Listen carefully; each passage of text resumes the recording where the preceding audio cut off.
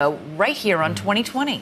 And yet there's certainly nothing old about this problem. In fact, it seems the passage of time has only made bullying worse.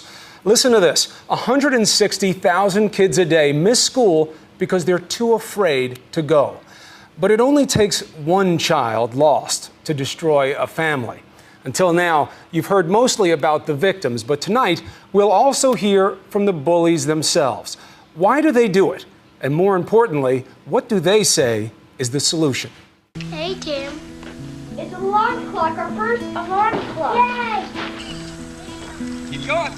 See, I can do it. David and Tina Long adored their 17-year-old son, Tyler. He was the type of individual that could be in the middle of a crowd, not know nobody's name, not know anything about him, and strike up a conversation and be just so at ease.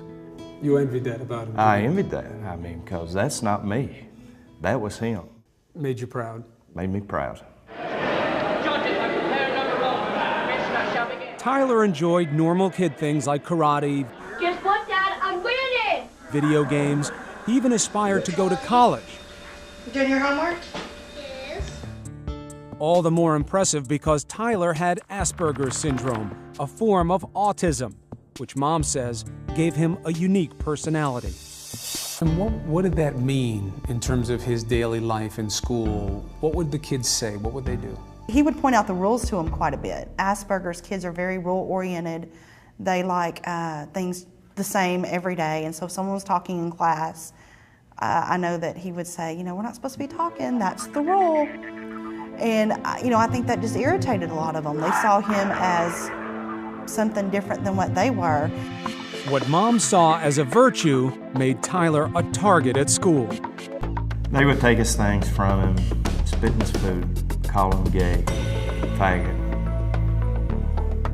And just from one day to the next, it was continuous harassment from the other kids in the classroom.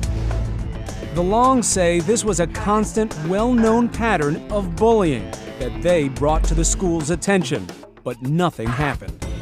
We started complaining to the school very early on. Right away? Yes, Yeah. right away. And what did they say? You get the same old adage, boys will be boys. You know, how can I stop every kid from saying things that shouldn't be said? What do you want me to do, Mr. and Mrs. Long? I've done all I can. They say this went on for years, and eventually their fun-loving son disappeared. I just remember the last couple of weeks looking back that it wasn't there. I mean, he just seemed like he was a hollow person. They had taken something from him. They had took his pride from him. On October 17th, 2 months into his junior year, Tyler Long changed out of his pajamas into his favorite t-shirt and jeans, strapped a belt around his neck, and hanged himself from the top shelf in his bedroom closet. So I stepped into the room, and I found Tyler in the closet. At that point in time, I rushed over here, picked Tyler up, tried to relieve pressure off his neck, and I started screaming for Tina. I couldn't get the belt off his neck. Troy brought me a knife and I cut the belt off his neck, laid him down. We checked to see if he's still alive, but it was too late.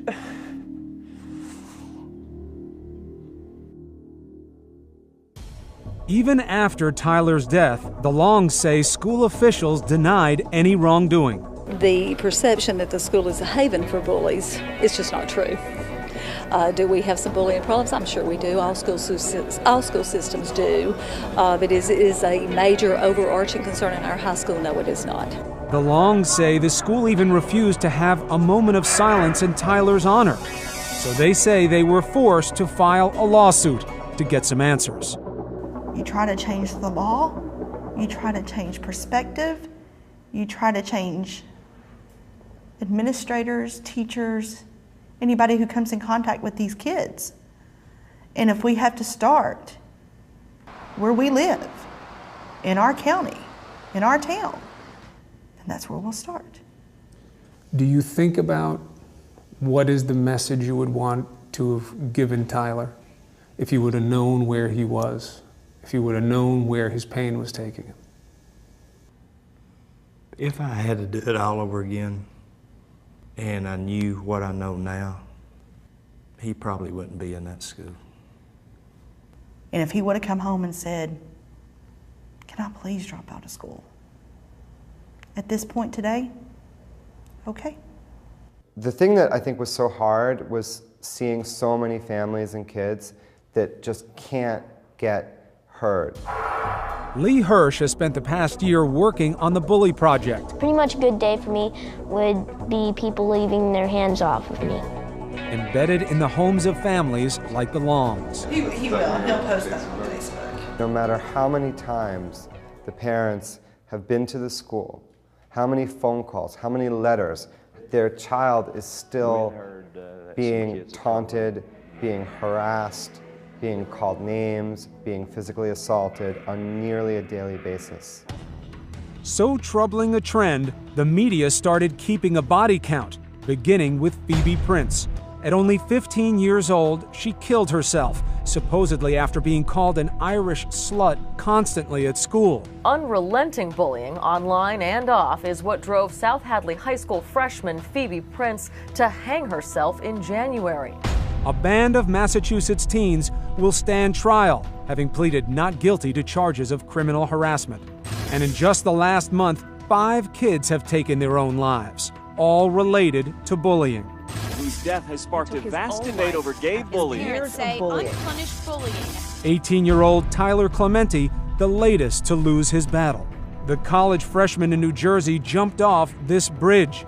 Reports soon surfaced the cause may have been his humiliation at being exposed online by classmates who secretly videotaped him during a sexual encounter with another man. Kids whose lives were over before they'd barely begun. Families left with nothing but painful memories, like the Longs. It's hard. I mean, our lives will never be the same. But this is a special room for me. I mean, me and Tyler spend a lot of time in here playing video games, talking. And I miss my son. I always will. But that sense of loss was somehow not shared by all. Students coming forward and saying that other students, including some of the bullies, wore nooses